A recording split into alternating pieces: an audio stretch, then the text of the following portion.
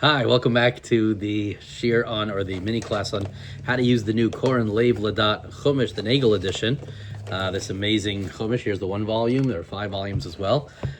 It's designed for young adults, but let me just be clear, it could be really used for all ages. And I've had people, really, scholars even tell me they enjoy using it.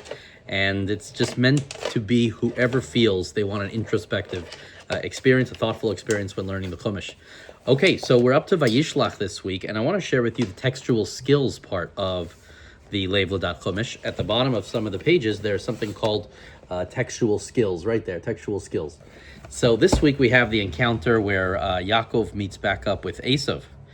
And the textual skill says, look at the way Yaakov refers to Esav, and the way Esav refers to Yaakov in verses Lamed Gimel, Chet and Tes, 33, 8, and 9. So it's just calling your attention to the text, and it's your job, either as the educator, to sort of, introduce these psukim, and then let the students come up with their own approaches or develop ideas. Or you yourself, when learning the text, to just give you something to think about, and then put the pasuk away and just, while you're walking, think about it. Well, here are the 2 psukim. It says, Yaakov says, Vayomer milacha kol hamachan hazeh asher pagashti, Vayomer limtso chen be'enei Adoni, right?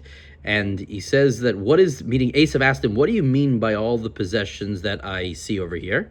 So he's saying, it's to find favor in your eyes, my Lord. That's what I have all this stuff for. By Yomer Esav, and Esav says back to him, Yeshli Rav, Achi, I have more than enough. Yelecha asher lach, what's yours should be yours. Right, what's yours should be yours. So you look at these psukim, and you see something fascinating over here, just in the difference of the way they interact with each other. Give it a chance. The key here at textual skills is don't rush to discuss. Give it a chance to sink in. Give it a chance for the thoughts to come out. First of all, I see an issue of quality versus completeness. Esav saying, Yeshli Rav, I got a lot of things, right? I have a lot. The language that people like Avram use is, Hashem berachas Avram Makol, God blessed Avraham with everything, with everything. And obviously Avram can't have everything in the world. So the position of Yaakov, Avram, Yitzchak is always one of, I have what I need. Esav is, I have a lot. And therefore the difference is not in their gratitude, but so much in what they think is the thing that's being evaluated. Esav is looking at it from material possessions. I got a lot of stuff. I got a lot. You don't say I have a lot. I have a lot of stuff, things, items. There's also relational dynamics that are at play here. Yaakov is calling Esav, he says, Vayomer limsa chen be'enei Adoni, to find favor in the eyes of my master. Yaakov is being deferential, giving Esav a special status, to show a form of appeasement. Esav flips it and goes back to, no, we're brothers, we're same status. And not allowing there to be a power imbalance in the conversation, for whatever reason and whatever motive that you can think about. The purpose of the gift is also the difference between them. It's clear that Yaakov is doing it here as an appeasement, as a form of appeasement, right? Yaakov is trying to navigate the obvious problem here. Esav has a magnanimous refusal. I don't need it, you keep it. You could read that as, thank you, I'm good, you keep it, or I got what I need. I don't need your shmatas. We're good. Okay, I'm powerful. I don't need your freebies anymore. I don't need your freebies. But there's more than that. I think here there's also a question, if you look at the words, of a spiritual orientation. Again, who's this whole camp which I encounter? I'm looking for favor. I'm looking for a grace with you. I'm looking for something inside. Vayomer Esav Yeshli Ravachi Yelecha Asher Lach. Your stuff is yours, mine's mine.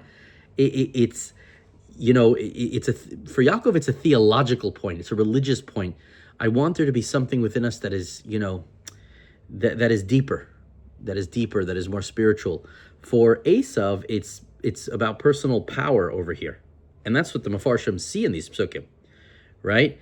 What should be yours stays yours, right? Keep it on your side of the street. Vayomer Esav Yeshli Rav, Achi, my brother, yeah. Yelecha asher lach, what's yours will stay yours now. Okay? Meaning for Yaakov, Vayomer Yaakov, Al naim tzedakei minecha lakachta min chasi miyadi, take my mincha, my offering.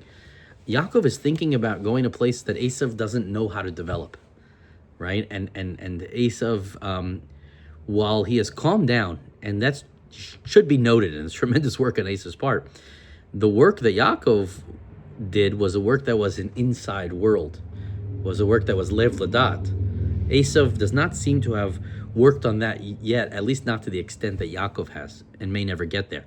And that, I think, is a little bit at a play. But either way, you're free to look at these psukim, open up Rishonim, understand how the Achronim dealt with some of the differences and the nuances. But the main point is, the problems are raised and are addressed. The problems are pointed to by the label of Chumash. Thank you.